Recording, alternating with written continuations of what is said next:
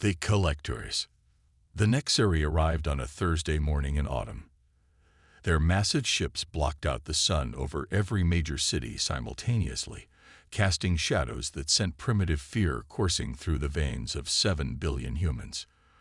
People stood frozen in streets, stadiums, and schoolyards, necks craned upward at the obsidian monoliths that hung impossibly in the sky. Humanity expected fire. Instead, they received salvation, or so it seemed. "We bring prosperity," announced the melodic voices that resonated from the ships. "We bring peace. We bring advancement. Your struggles end today." Commander Elena Reyes did not celebrate with the crowds that flooded the streets. 20 years in Earth's unified defense force had taught her that nothing valuable ever came without cost. She stood on the roof of the Chicago Military Command Center, watching the masses below as they cheered their new benefactors, and felt only a cold weight in her stomach. She was right. 3 years later, Elena found herself ankle-deep in alien garbage. The Nexari had designated 68 reclamation facilities across Earth, where their waste was dumped for humans to process. The irony wasn't lost on Elena. Humanity had gone from being promised the stars to sorting through their new overlord's trash. "Commander, you need to see this." Dr. Wei Zhang approached, his once pristine lab coat now permanently stained with the iridescent residue that coated much of the Nexari waste. Once China's leading quantum physicist, now he categorized alien refuse alongside former generals, engineers, and scientists. "Found something interesting in the new shipment?" Elena asked, following him toward Processing Bay 4. "Not interesting. Revolutionary." The processing bay was a cavernous warehouse stacked high with the day's delivery. Nexari ships unleashed their garbage from high altitude, letting it rain down onto the facility in thunderous metallic showers. It should have been chaotic, but Elena had instituted military precision in her operation. Teams of workers, former academics, soldiers, and engineers, moved with purpose, sorting the alien detritus into categories they'd developed themselves. Wei led her to a corner where Dr. Amara Okafor, previously Nigeria's most brilliant microbiologist, was examining a curved piece of metal the size of a car door. Its surface swirled with a faint luminescence that pulsed like a heartbeat. "It's alive," Elena asked, reaching toward it. "Not alive," Amara replied, "but not entirely inactive either. It's giving off radiation in patterns that suggest code." "Code for what?" Wei stepped forward. "We don't know yet, but it's not Nexari manufacture." Elena's head snapped up. "What?" "The alloy composition, the design architecture. It's different from everything we've seen from the Nexari," Wei continued. "And there's more." He gestured to several other components arranged nearby. Sleek mechanisms with unknown purposes, fragments of what might have been control panels, and a spherical object that emitted a low, barely audible hum. "These pieces respond to each other," Amara explained. "When placed within proximity, the energy signatures synchronize. They're meant to be together." "How many pieces are we talking about?" Elena asked, her mind already calculating possibilities. "Hard to say," Wei answered. "But we've identified 37 distinct components in today's shipment alone that appear to be from the same technology source. And the Nexari are just throwing them away?" Elena's voice carried the disbelief they all felt. "Or hiding them," Amara suggested, "breaking them apart and disposing of them where no one would think to look." Elena circled the collection of artifacts, her military training assessing threats and opportunities. "Who built these originally?" "We don't know," Wei said. "But whoever they were, the Nexari wanted their technology destroyed, or at least forgotten." "Start cataloging everything," Elena ordered. "I want a secure area established underground. Tell no one outside our core team." "What exactly are we doing here, Commander?" Amara asked. Elena looked at the pulsing component, seeing something the Nexari never expected humans to see: potential. "We're going to find out what the Nexari are hiding from us, and then we're going to use it against them." Within 2 months, Elena had assembled a clandestine operation beneath Reclamation Facility 12. The old maintenance tunnels, built decades before the Nexari arrival, provided perfect cover for their work. 53 specialists, engineers, physicists, linguists, and former military personnel now worked in shifts, sorting and studying the mysterious components that continued to arrive in Nexari waste shipments. Dr. Miguel Hernandez, who had once designed propulsion systems for the European Space Agency, led the engineering team. He was studying the correlation between component energy signatures when he made the breakthrough. "It's a map," he announced one night, his eyes red from lack of sleep. The core team gathered around his workstation, where holographic projections displayed overlapping energy patterns from dozens of components. Not of physical space, but of connections, how these pieces fit together. "You're saying these parts are telling us how to assemble them?" Alina asked. "More than that," Miguel replied. "They're calling to each other. The resonance patterns strengthen when compatible components are brought closer together. It's like they want to be whole again." "How big is the complete system?" Wei asked. Miguel manipulated the holographic display, expanding it to show a rough schematic. "Based on our current inventory and projections of missing components, we're looking at something approximately the size of a small spacecraft." A heavy silence fell over the room. "We're building a ship," Alina said finally. It wasn't a question. Over the following weeks, they discovered more. The components weren't simply parts of a vessel. They contained data, memories, and what appeared to be the remnants of an advanced AI system. As they connected more pieces, the system began to communicate in ways they could gradually interpret. They learned fragments of a truth the Nexari had concealed. They weren't the benevolent saviors of less advanced species. They were conquerors who had systematically eliminated dozens of civilizations across their expansion path, harvesting their technologies and erasing their histories. One of these civilizations, the Varians, had created the technology Alina's team was reassembling. A spacefaring people whose technological ingenuity had nearly matched the Nexari's overwhelming numbers. In their final act before extinction, they had embedded their knowledge in their most advanced vessels, disguising them as separate components that would appear worthless to the victors. They created a contingency plan, Amara explained during one briefing session.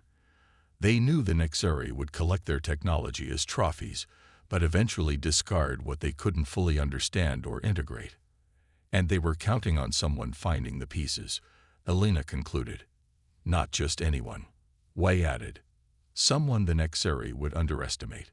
Someone they would never suspect could reassemble such advanced technology.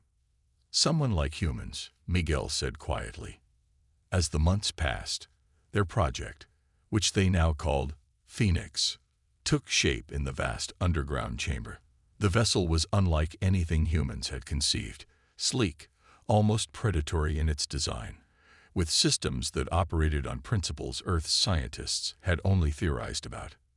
The AI fragments became more coherent as more components connected.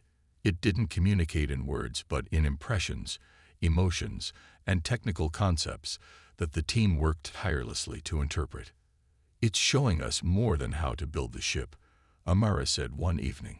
"It's teaching us how to use it." Alina stared at the half-assembled vessel hanging in the chamber's center. Suspended by gravitational technology, they were only beginning to understand. The Nexari think we're primitive, barely worth bothering with except as labor. They've given us just enough of their technology to be useful to them, but nothing that could threaten them. "But the Varians are giving us everything," Wei said. "Their weapons, their shields, their knowledge. Their vengeance," Miguel added softly. Alina looked at her team. The brightest minds of Earth, reduced to garbage collectors by the Nexari, now secretly building humanity's first true interstellar weapon. "The Nexari's greatest mistake," she said, "was thinking our greatest value was as their servants. They should have remembered that humans have never accepted chains for long." Far above them, a Nexari waste ship released its cargo, unknowingly delivering more pieces of the weapon that would one day challenge their dominion. A weapon built by the hands of a species they had dismissed as hardly more evolved than the primitive tools they once wielded. The Warship. 6 months into the Phoenix project, the Nexary administrator for Earth's northern sector made an unscheduled inspection of Reclamation Facility 12. High Administrator Vex moved through the facility with the detached curiosity of someone observing insects, barely acknowledging the humans who stepped aside as he passed. Alina walked beside him, maintaining the carefully curated persona of the dutiful human supervisor. Production efficiency has increased 8% since your last visit, High Administrator, she reported, her voice devoid of the tension she felt. We've implemented new sorting protocols that allow us to process materials more quickly. Vex's eyes, 6 iridescent orbs arranged in a semicircle across his elongated face, blinked in sequence. Adequate, he said, his translator rendering his clicking speech into flat English. Although Facility 8 has achieved 11% improvement, we'll strive to match their performance, Alina replied evenly, knowing that pushing too hard to appear competent could be as suspicious as underperforming. They toured the main floor, where hundreds of workers processed the day's shipment under the watchful eyes of Nexary drones. Alina held her breath when they passed Bay 4, where 3 of her team were carefully extracting Varian components from the pile, but Vex showed no interest in the specific items being sorted. Your species adapts well to menial tasks, Vex observed as they finished the tour. The Oversight Council questioned whether humans possessed sufficient intelligence for even basic reclamation work, but you've proved marginally capable. We appreciate the opportunity to serve, Alina responded, the words bitter on her tongue. Vex's upper eyes narrowed slightly. Indeed. Continue your work, Commander Reyes. The next shipment arrives in 6 hours. The moment Vex's shuttle departed, Alina rushed to the underground chamber. We need to accelerate our timeline, she announced to the assembled team leaders. The Nexary are comparing efficiency metrics between facilities. If we keep diverting components without affecting our output figures, they'll notice the discrepancy. We're still missing crucial elements for the navigation system, Miguel objected. And the quantum fold drive is only partially assembled. Then we prioritize, Alina decided. What's the minimum we need to make Phoenix operational? Not optimal, just capable of flight and basic defense. We study the holographic schematics. With what we have now, plus what we can expect in the next 2 shipments, 3 weeks to achieve minimum functionality. Make it 2, Alina ordered. The Varian Eye has been more active lately. What's it telling us? Amara stepped forward. It's becoming more coherent as Phoenix nears completion. The emotional impressions are stronger, urgency, anticipation. But also, warning. Warning about what? Alina asked. We're not sure, Wei admitted. But the timing of Vex's inspection might not be coincidental. The Nexary communication network has shown increased activity recently. You think they suspect something. I think the Varians built these components to be found, Miguel said. But they also built in safeguards to prevent premature discovery. For the next 2 weeks, the underground chamber became a hive of feverish activity. Teams worked around the clock to integrate the remaining components as they arrived in each shipment. The Phoenix took final shape. A vessel approximately 60 meters long with a design that seemed to absorb light rather than reflect it, its hull rippling with strange energies that made it difficult to focus on directly. In the command center they'd built adjacent to the main chamber, Alina and her core team monitored both the ship's assembly and Nexary communications.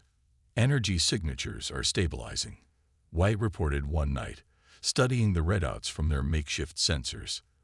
The quantum matrix is self-organizing as more components connect. And the AI? Alina asked.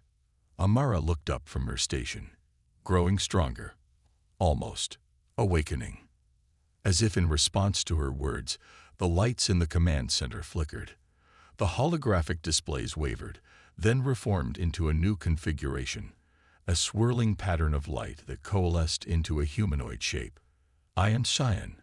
The voice emanated from the figure, speaking perfect English. Last remnant of Varian consciousness, guardian of the vessel you have reassembled.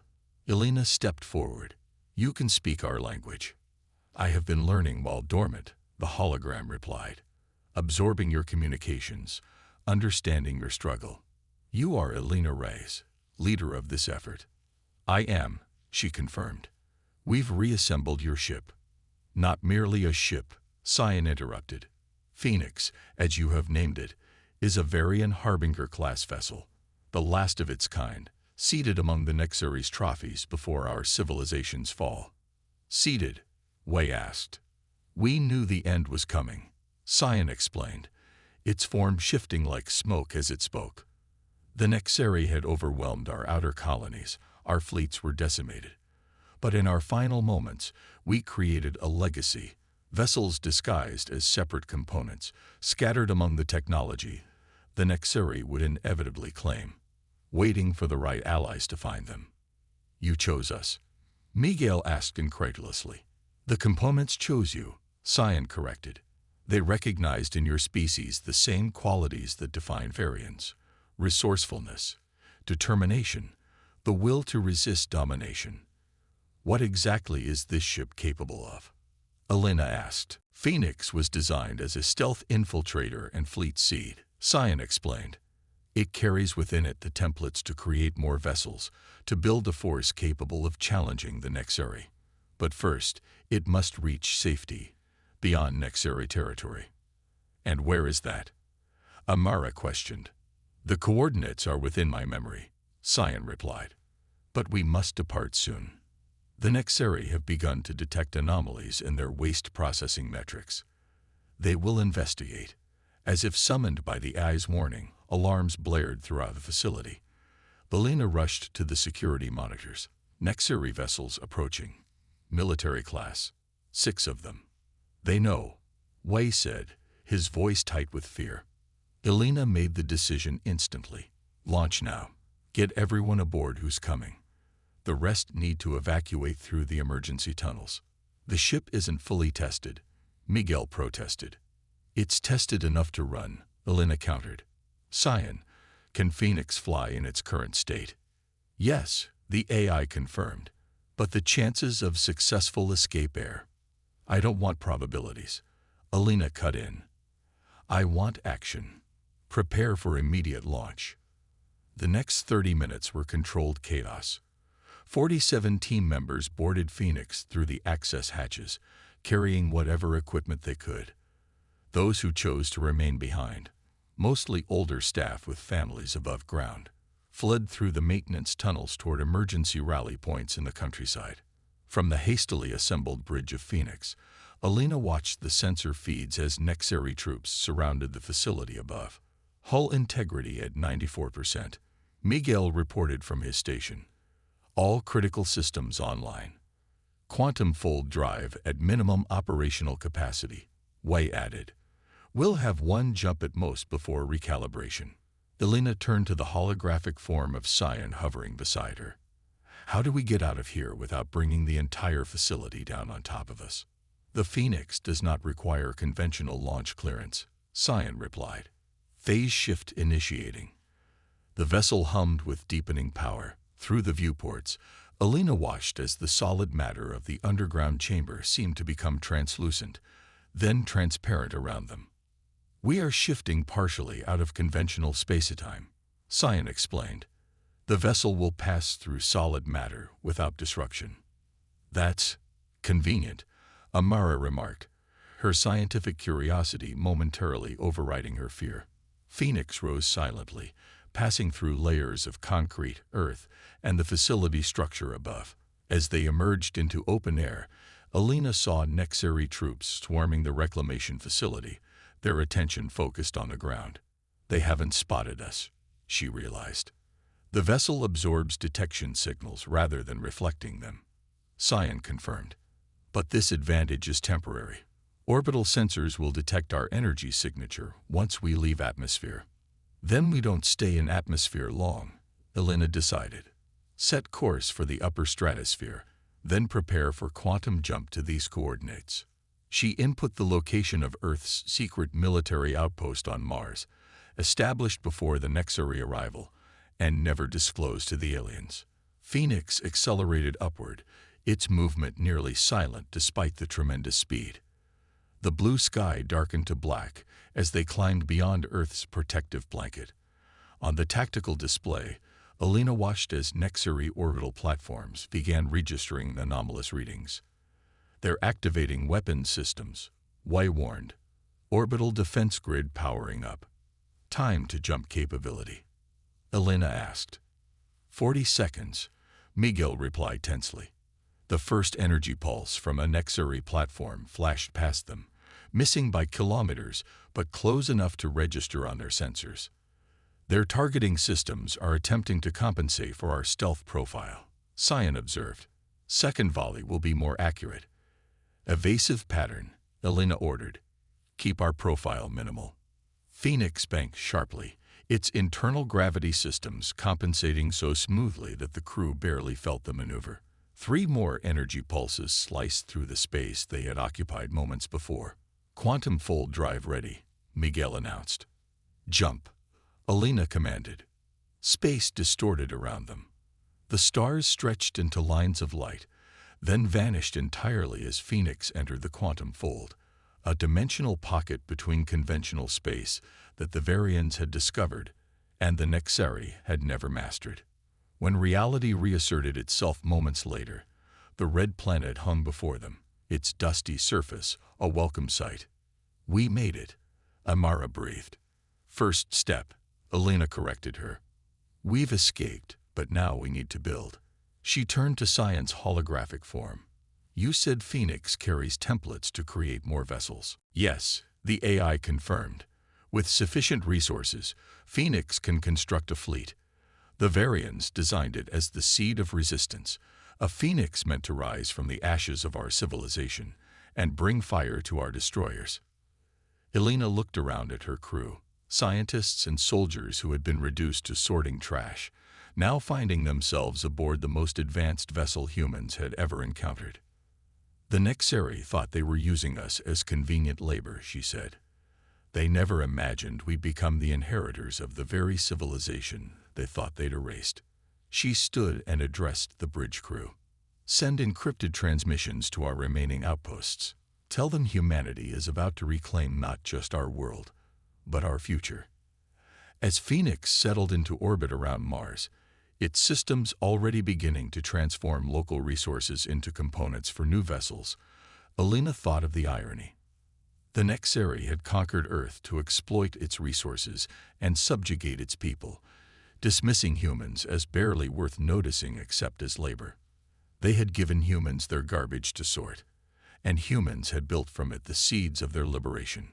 The Nexari's reckoning was coming, and it would arrive in a ship they had discarded, piece by piece, into the hands of those they had underestimated.